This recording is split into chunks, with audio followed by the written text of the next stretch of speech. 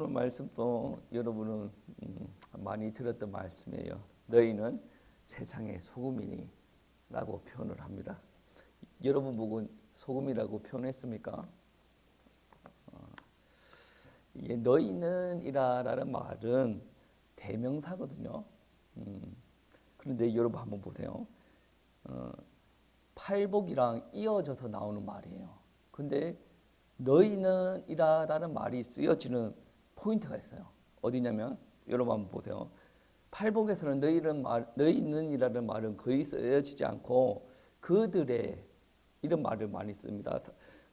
팔복 첫 번째 말씀에 보시면 심령이 가난한 자는 복이 있나니 천국이 그들의 것임이요 라고 합니다. 그들의. 그리고 애통한 자는 복이 있나니 그들이 위로를 받을 것이요. 너희가 위로를 받을 것임이 아니고 그들이 위로를 받을 것이다. 온유한 자는 복이 있나니 그들이 땅을 기업으로 받을 것이며 의에 줄이고 목마른 자는 복이 있나니 그들이 배부를 것이다. 긍휼히 여기는 자는 복이 있나니 그들이 긍휼히 여김을 받을 것이다. 다 그들을 두고 이야기하지 않습니까? 8절 말씀에 마음이 청결한 자는 복이 있나니 그들이 하나님을 볼 것이요. 너희는 말이 아직 없습니다. 9절 말씀을 보시면 화평케 하는 자는 복이 있나니 그들이 하나님의 아들이라 일컬음을 받을 것이다. 10절 의를 위하여 박해받는 자는 복이 있나니 천국이 그들의 것이다. 너희의 것이다 라는 말이 없어요. 근데 11절부터 너희는 나옵니다. 나로 말미암아 너희를 욕하고 박해하고 거짓으로 너희를 거슬러 모든 악한 말을 할 때는 너희에게 복이 있다.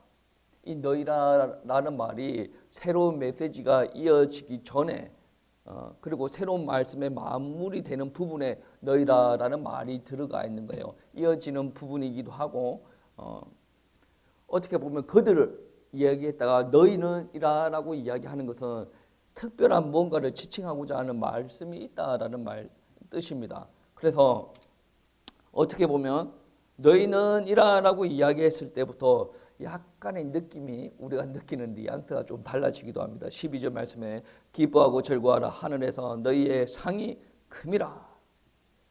너희 전에 있었던 선지자들도 이같이 박해하였느니라. 그러니까 너희의 상이 크다.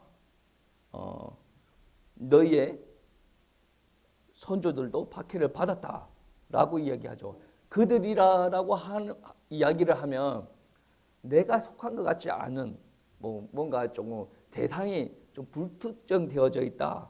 물론 특정은 되어져 있습니다. 심령이 가난한 자, 이 특정이지 않습니까?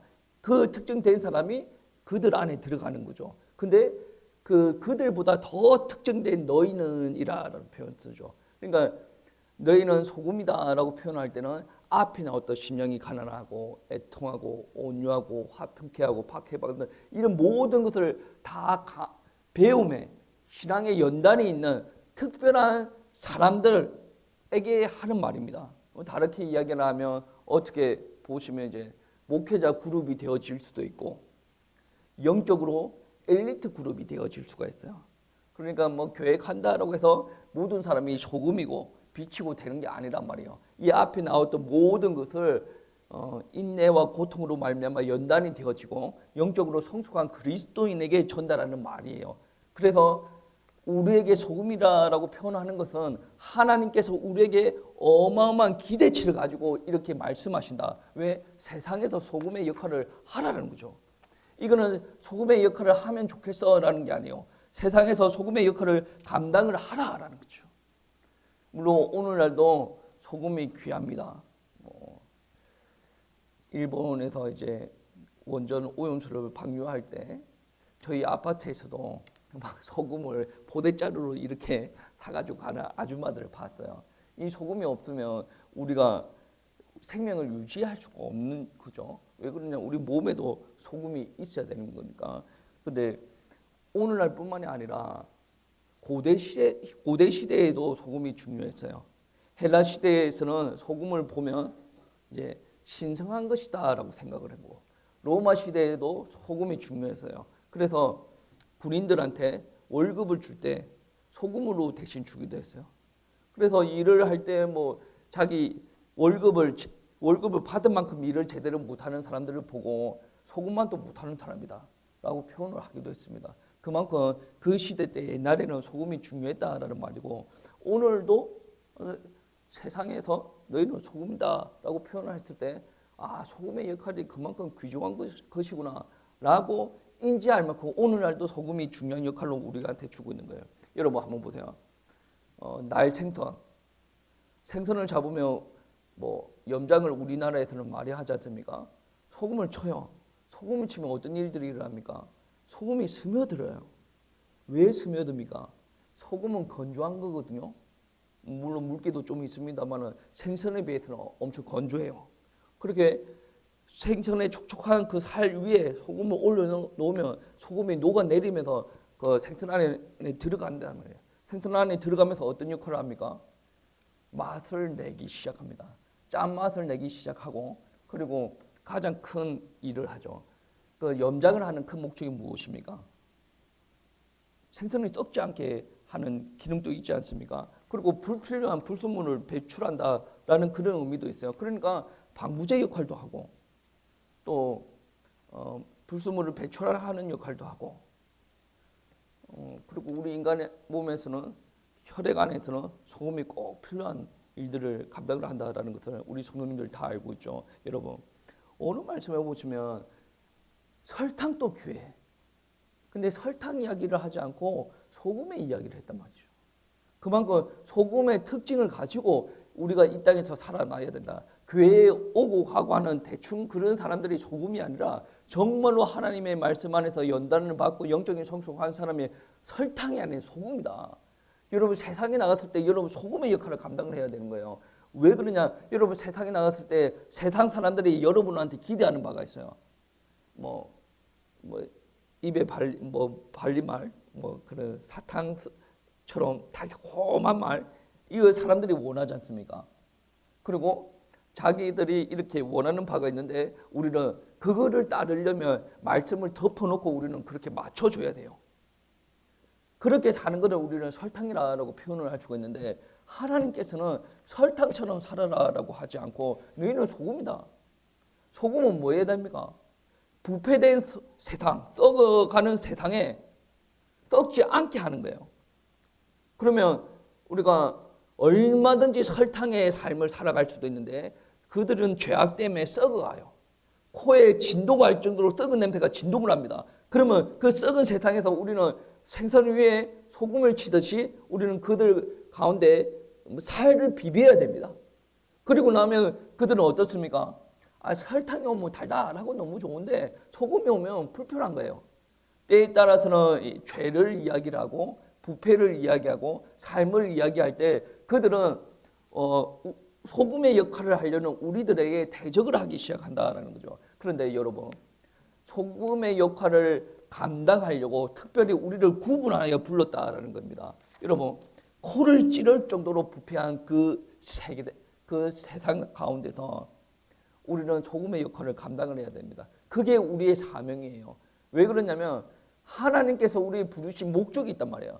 단순히 우리가 잘 먹고 잘 살기 위해서 부른 게 아니라 우리를 구원하시고 우리로 말미암아 다른 사람도 구원하고 또 우리가 있는 그 사회도 유지시키기 위해서 그 사회 안에서 하나님의 영광을 드러내기 위해서 우리를 불렀어요. 그런데 그러한 사명을 감당할 때 소금이 갔을 때 세상은 거부합니다. 거부해요. 세상은 거부합니다. 그런데 우리가 그렇게 거부하는 세상과 발맞춰 가기 위해서 야, 우리 소금의 역할을 조금 내려놓자 라고 하는 순간에 하나님의 입장에서는 우리는 필요 없는 인간이 되는 겁니다. 여러분, 13절 말씀에 보시면 그런 말씀이 있습니다. 너희는 세상의 소금이니 소금이 만일 그 맛을 잃어버리면 무엇으로 짜게 하리요? 후에는 아무 쓸데없어 다만 밖에 버려져 사람에게 밟힐 뿐이다 라고 합니다. 우리가 존재하는 유일한 이유는 하나님께서 우리에게 주신 소금의 역할을 감당하기 위함이라는 거죠. 그런데 우리가 소금의 역할을 감당하기에 불편하니 이 소금을 내려놓으면 하나님께서 우리를 사용하실 이유가 없어요. 우리에게 생명을 유지시킬 이유도 없고 우리에게 축복하실 이유가 없다라는 말씀이죠. 이스라엘을 포함한 팔레스타인 지역에서는 우리 한국과 소금을 얻는 방법은 좀 달라요. 우리 한국은 염전이 있지 않습니까? 여러분 염전에서 소금을 얻는 방법을 다 알 겁니다. 그런데 흙에서 소금을 얻는 방법도 있어요. 예전에 백제 시대 때 제가 예전에 태조 왕건 드라마를 볼 때 백제 시대 때 소금을 땅에서 캐는 그런 장면을 본 기억이 나거든요. 소금은 물에서만 얻는 게 아니에요. 흙에서도 얻을 수 있는 거예요. 그러니까 이제 이스라엘 지역에 사해라는 지역이 있는데 저번 주에 이야기했죠. 사해가 이제 염도가 엄청 높다라고 했지 않습니까? 말이 타야지. 그거는 이제 바닷물이 들어와서 이렇게 되는 개념이 아니거든요. 위에 물 들어오는 루트를 보면 민물이 들어와요. 민물이 들어오는데 사회 주변에 소금기 있는 게 흙이 너무나도 많은 거죠. 그렇다 보니까 과학적으로는 잘 모르겠어. 과학적으로는 잘 모르겠는데 아무튼 사회에 염도가 많이 있어요. 그러니까 사회 주변에 그 광물질로 말미암아 소금을 얻을 수가 있는 거예요. 근데 이스라엘에 있는 사람들이 거기에서 소금을 가지고 오고 또 무기물이 어느 정도 포함이 되어져 있는 흙이라고 표현해야 됩니까? 그거를 농사 지을 때 뿌린답니다.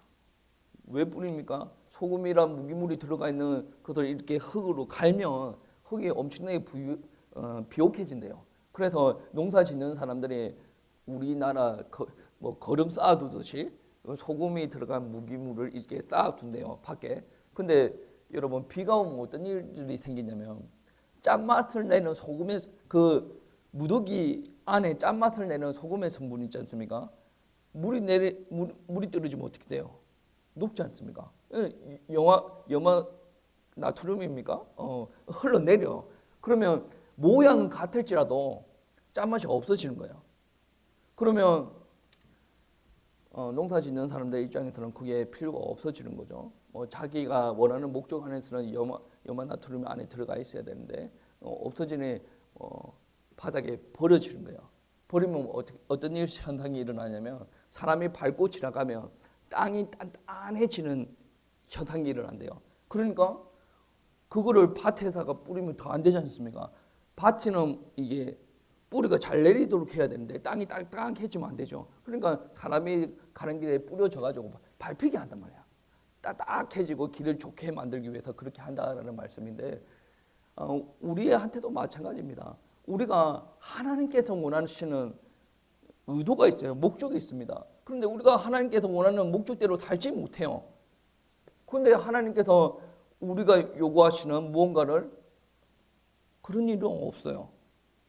그러니까 여러분 기도할 때도 한번 보세요. 우리는 이것이 필요합니다. 이것이 회복되어졌으면 좋겠습니다. 라고 기도하지 않습니까? 그럼 하나님의 의도로 알아야 돼요.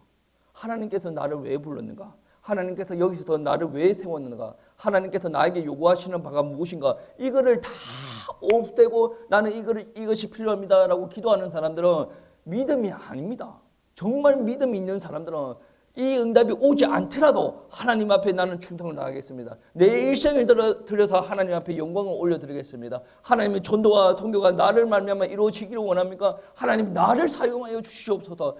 그래 기도하다가 뭔가 막혀. 하나님 이거 아니면 안 되겠는데요. 막 이런 기도가 나올 수 있지 않습니까? 그때 하나님께서 역사하시는 거예요. 오전 강대사 말씀의 중심이라고 했죠. 이분 엄청난 기도를 예쁘게 잘해요. 근데 중심이 그 예쁜 기도 그 중심이 아니야. 그거를 만들어낸 거지. 그러니까 중심은 딴 데 있고 입만 이렇게 했어. 그 사람이 다른 현장 가면 뭡니까? 입으로 했던 건 날아가고 그 중심대로 살아가는 거지. 근데 우리는 중심이 하나님을 위해서 살겠습니다. 열심히 하다가 뭔가 막혀서 하나님 이거 하셔야 되지 않겠습니까? 라는 것은 중심이 통하는 거죠.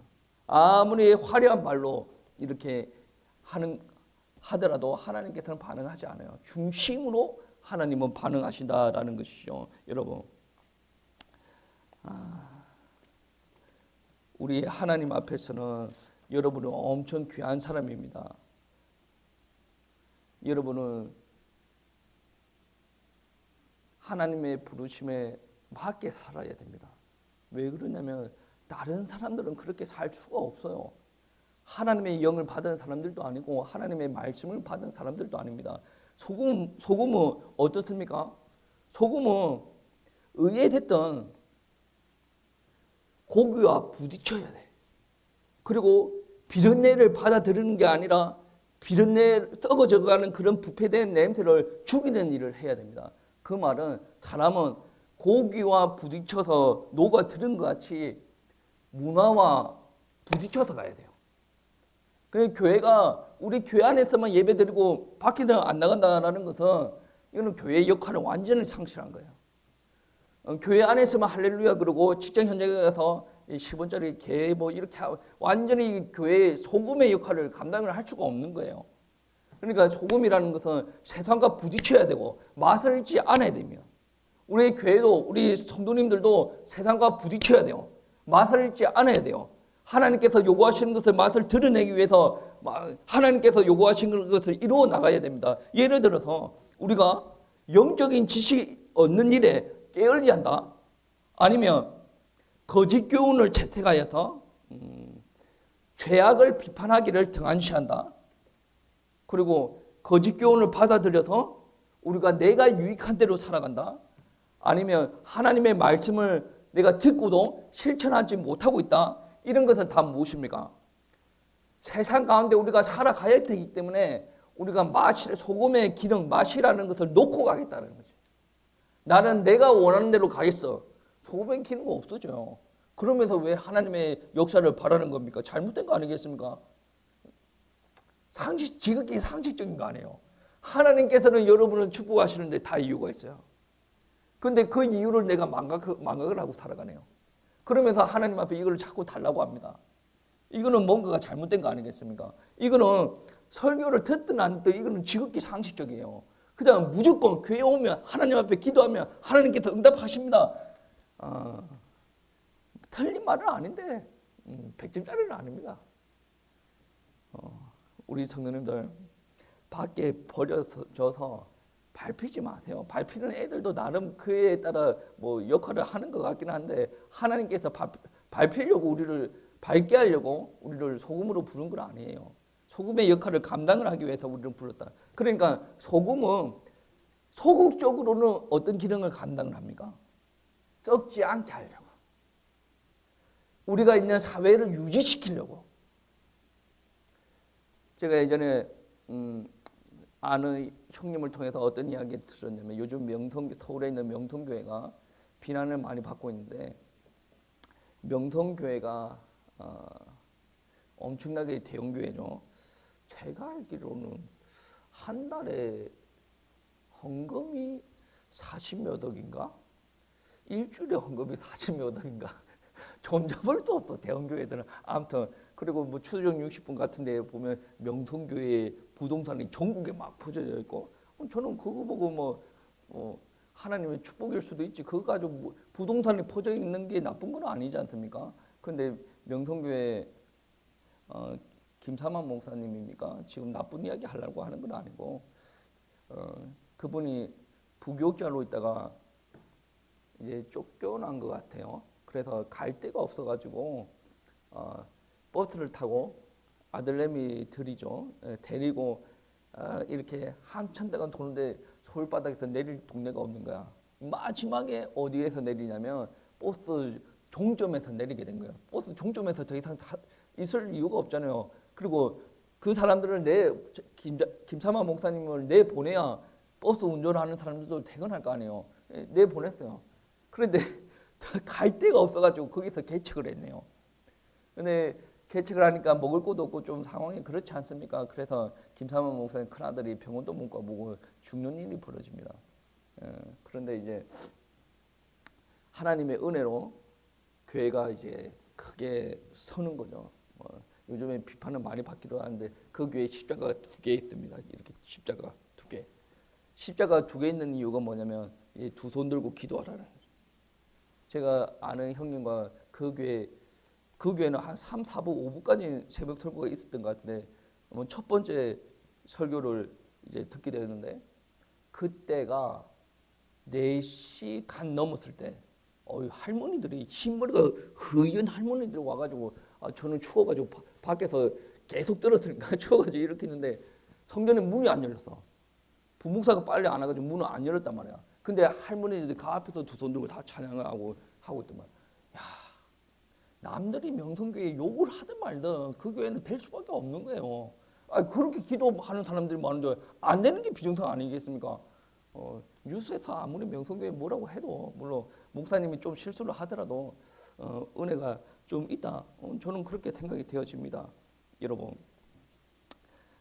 그 교회가 그렇게 세워지면서 어떤 일들이 일어난 줄 아십니까? 원래 버스 종착점이면 문 사는 동네입니다. 범죄율이 높겠죠. 근데 그 교회가 회복되어지고 좀 더 성장하면서 그 교회 범죄율이 서울에서 제일 낮은 지역으로 등극합니다. 그래서 이제 경찰들이 나 어디 배치가 된다. 그럼 명성교회 쪽으로 가는 거 제일 좋아합니다.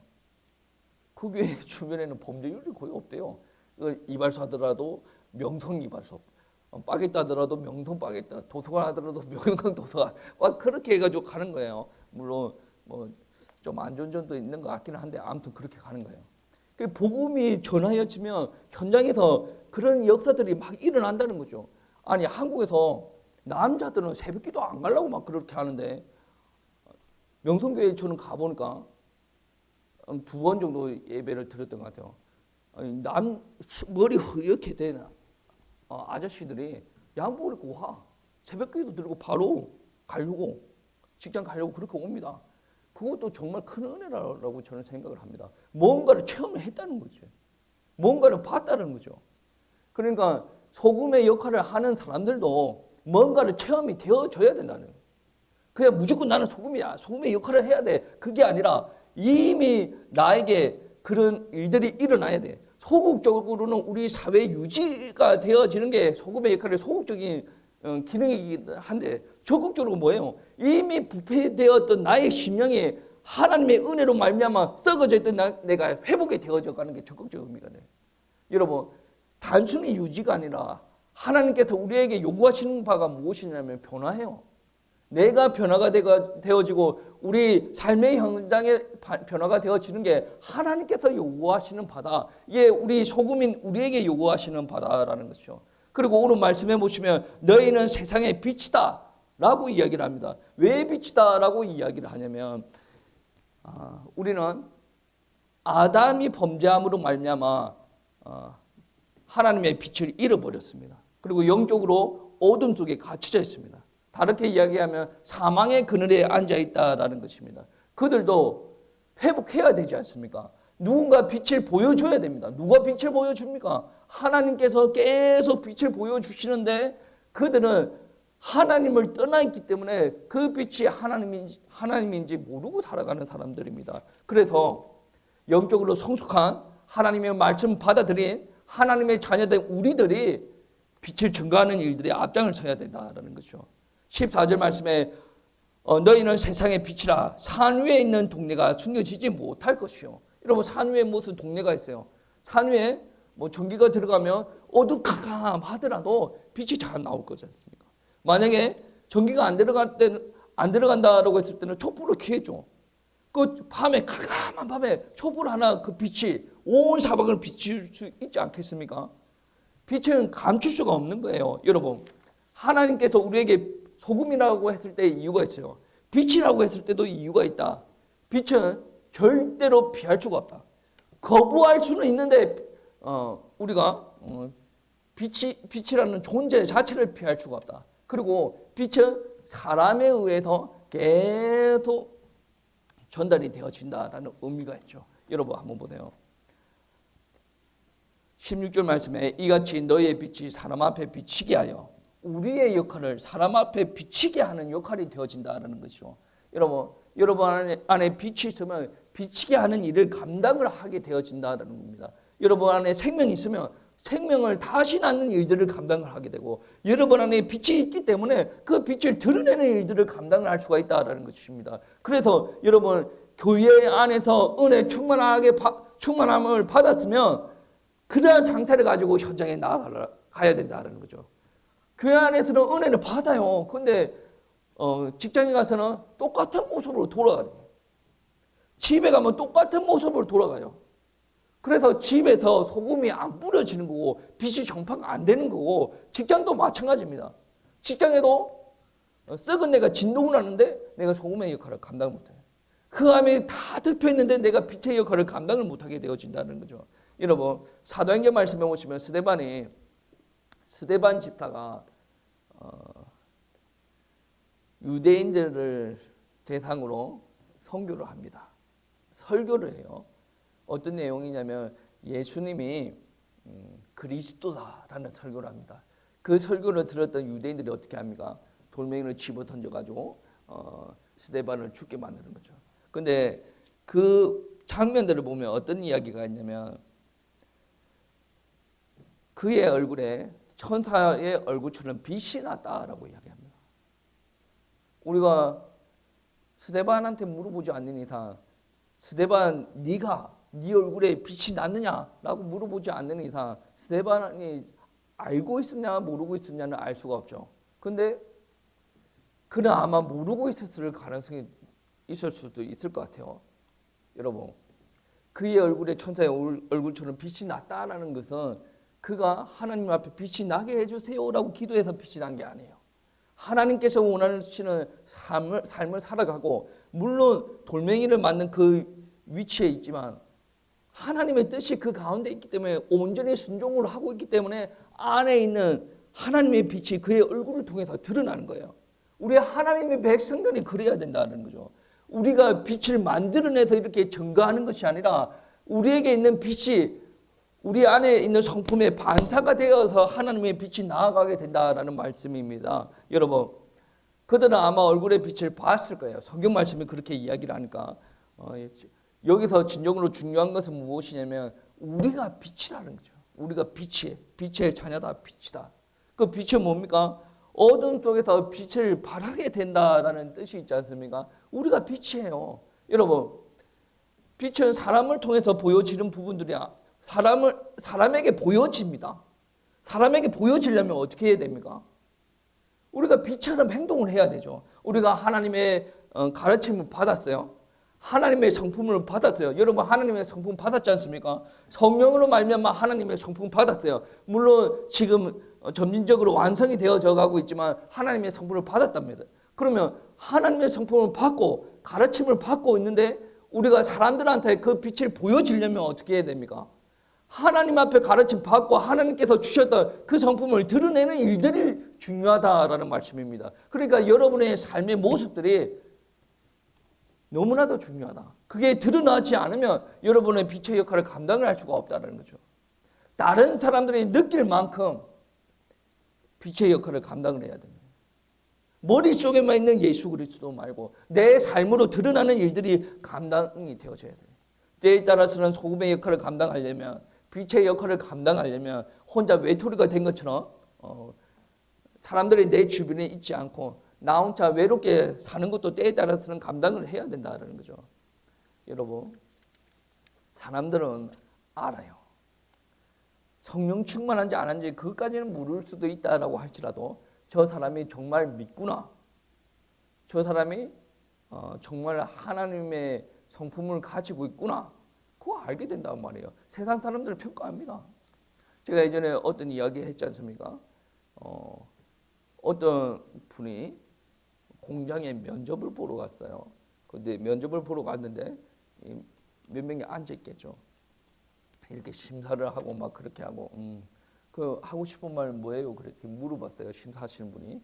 그 심사 받으러 들어간 분이 제가 알기로는 교회 집사님인 걸로 알고 있는데 마지막으로 한 말에 열심히 일하겠습니다. 근데 저희 주일이라 예배하는 시간을 저는 일을 못합니다. 라고 이야기를 했대요. 그러니까 이제 심사 보는 사람들이 어이가 없어가지고 물어보는 거죠. 누구누구도 뭐 예수님 믿는다던데 다 그런 거를 신경 안 쓰고 일하고 막 그렇게 하던데? 라고 이야기를 하는 거예요. 그러니까 그 집사님이 하는 말이 그 사람들은 믿음이 좋아서 그런지는 모르겠지만 저는 그렇게는 못하겠습니다. 안녕히 계십시오 하고 나왔대요. 그러니까 문을 닫고 나올 때에 그 심사하는 사람들이 이야기할 그 사람들이 하나님을 믿었겠어요? 안 믿었겠어요? 안 믿으니까 다른 사람들은 믿어도 다 나오던데 이야기할 거 아니겠습니까? 그러니까 문을 딱 닫으려고 하는데 심사 보는 사람들이 하는 말이 저 사람은 야, 좀 다르네. 하나님을 믿는 것 같은데 한번 뽑아볼까? 그렇게 하게 됐다는 그런 이야기를 들었습니다. 여러분 정말로 여러분이 세상 사람들과 비유 맞추려고 막 노력하는 그 모습을 보여주면 세상 사람들은 여러분 비웃어요. 여러분이 가지고 있는 유일한 장점들이 있지 않습니까? 뭐예요? 여러분 소금이에요. 세상 사람들은 여러분이 가질 수 없는 세상 사람들은 절대로 가질 수 없는 소금을 가지고 있단 말이에요. 소금의 역할을 감당할 수 있는 게 가지고 있단 말이에요. 세상 사람들은 흑암에 쩌들어 가지고 그들은 빛을 만들어낼 수도 없고 영적인 빛을 볼 수도 없는 상황이에요. 우리는 이미 빛이 임했어요. 이 사람들은 우리와 비교가 안 됩니다. 이 사람은 아무리 발부둥 치도 소금의 맛을 낼 수도 없고 빛의 사명을 감당을 할 수가 없어요. 근데 여러분은 이미 와 있는 소금과 빛을 있는 그대로 내보내기만 하면 되는데 그걸 내보내면 뭐 해야 됩니까? 세상 사람들과 자꾸 갈등을 빚어야 되니 안 해도 될 기도를 더 많이 해야 되니 피곤하니까 소금과 빛을 내려놓고 살아가는 거죠. 그러면 뭐예요? 세상 사람과 여러분과 수준이 똑같아요. 그 사람들에게 어떻게 하나님께서 더 큰 복을 내려주십니까? 여러분이 불편하더라도 좀 많이 어려움을 감내를 하더라도 소금의 역할, 빛의 역할을 감당을 해야 세상 사람들과 내가 다른 거죠. 하나님을 볼 때도 세상 사람들에게 뭐 어떻게 일반적인 은총을 줄지라도 우리들에게는 특별한 은총을 줄 수 있다라는 말씀입니다. 구별이 되어줘야죠. 제가 오늘 우리 주일학교 모임할 때 조금 흥분해가지고 이 이야기를 좀 했는데 우리 직장을 구하기 위해서 기도하는 분이 있어요. 그때도 이야기했지 않습니까? 내가 직장을 다녀서 돈을 벌고 그걸로 이제 내 자식들 먹이고 우리 가정의 경제를 이렇게 부하게 하고 싶다. 이런 생각을 가지고 있을 수도 있어요. 머리 안에 못 들어가 봤으니까 있을 수도 있죠. 그런데 오랫동안 직장에 문이 안 열려. 오랫동안 기도를 했는데 이상하네? 그 말은 무슨 말이에요? 하나님께서 지금 기다리고 있는 바가 있다는 거죠. 하나님께서 직장을 안 주고 싶은 바가 아니에요. 하나님께서 역사를 하면 아무리 몸이 안 좋더라도 뭐 이상한 사람들도 다 직장을 구할 수가 있습니다. 근데 하나님께서 문을 안 열어주시는 거는 뭔가를 드리기로 원해요. 내 믿음을 드리기로 원해요. 세상 사람들이 똑같은 기준으로 불상 앞에서 저래요. 내 직장 얻게 해주세요. 하나님 앞에서 똑같이 기도하면 다른 게 없어. 하나님 나가 빛의 역할을 감당을 하겠습니다. 하나님 내가 세상에서 소금의 역할을 감당을 하겠습니다. 정말로 하나님 교회 세우는 일에 내가 감당을 하겠고 전도와 선교하는 일에 내가 크게 하나님 앞에 쓰임 받겠습니다. 나는 절대로 예배에 빠지는 일을 만들지 않겠습니다. 하나님의 나라 확장하는 일에 내가 귀중하게 쓰임 받겠습니다. 저는 이제 직장 현장에도 들어가야 되겠습니다. 기도를 한번 해야지. 우리의 장점을 우리가 내려놓고 하는데 세상 사람보다 더 마이너스 아닙니까? 여러분 생각 한번 해보세요. 지금 세상 사람들은 어떻게 합니까? 틀어 누워가지고 리모컨 굴리고 있어요. 담배도 피고 술도 먹고 누워가지고 이제 피로 회복, 이제 몸을 좀 많이 쉬게 하는 거죠. 월요일부터 다시 직장 생활해야 되니까. 여러분이 그렇게 해줘야 되는데 여러분 못하고 있어요. 여러분이 만약에 이 시간에 안식을 못 누리고 있다라고 한다면 여러분은 세상 사람들보다 더 마이너스 인생입니다. 이 시간에 하나님 앞에 예배 드리면서 여러분 영적으로 더 부흥해야 되지 않습니까?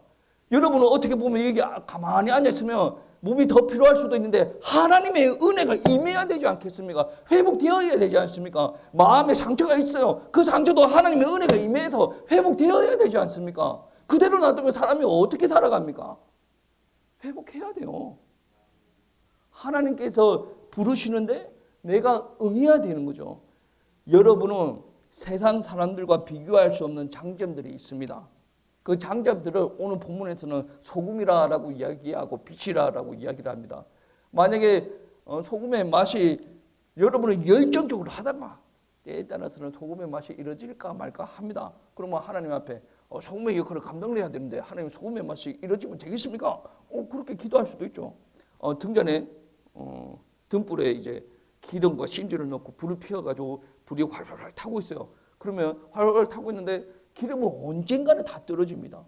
그러면 하나님 기름 필요합니다 라고 하면 이 세상의 빛을 비추기 위해서 하나님 그런 기도를 하면 하나님께서 들어주실까요? 안 들어주실까요? 당연히 들어주시죠. 여러분 육신적으로 생각하면 여러분 너무 힘든 삶이에요. 월요일부터 토요일까지 일 징창하시고 또 주일날 와가지고 이렇게 설교 길게 듣고 헌신 또 많이 하시고 너무 힘든 삶이에요. 그런데 하나님의 은혜가 임하면 여러분 인생이 달라져요. 설교 들을 때 기대가 된다니까. 성령은 일회적인 성령 충만, 성령 임재가 아니란 말이에요. 구원할 때는, 구원 받을 때는 성령이 한번 임하죠. 근데 그 이후에 우리가 신앙생활을 할 때 그 구원 받을 때 임한 그 성령 가지고 쭉 가는 게 아니란 말이에요. 뭐예요? 성령이 우리가 하나님을 고백할 때, 죄를 고백할 때 성령이 임함으로 말미암아 고백이 되어지는 거예요. 근데 한 번 받았어, 나 성령 받았어, 방언했어, 예언했어, 뭐 신유 은사가 드러나, 이제 끝났어. 뭐가 끝나? 쫙 살아내야 되는데, 빛의 역할을 감당을 해야 되는데, 세상과 맞닿아서 내가 소금의 역할을 감당을 해야 되는데, 그때 우리에게 필요한 일들이 뭡니까? 지속적인 성령의 은혜, 기름 부으심. 우리 교회가 세워진 지 한 15년 정도 됐지 않습니까? 그러면 그때 성령의 기름 부으심이 있었어요. 이제는 필요 없대. 적당히 됐으니까. 그거 말고 성령의 기름 부으심은 계속 있어야 돼. 계속. 그 기름 부으심을 할 때 나타나는 반드시 드러나는 기도 제목이 뭡니까? 회개. 우리한테 죄의 문제가 있어요. 회개. 그리고 성령의 기름 부으심이 우리가 그렇게 기도하고 나가야 됩니다. 사람의 머리로 이게 해가지고는 회복이 안 됩니다. 우리가 기대하는 바는 무엇입니까? 사람이 할 수 없는 것. 그 때문에 와 있는 거 아니겠습니까? 우리가 할 수 있어도 하나님 앞에 내려놓고 기도하는 게 하나님의 뜻이지만 우리가 할 수 없는 것, 그거 붙잡고 나갈 때 하나님께서 역사하실 줄 믿습니다. 한 주 동안 승리하세요. 축복합니다.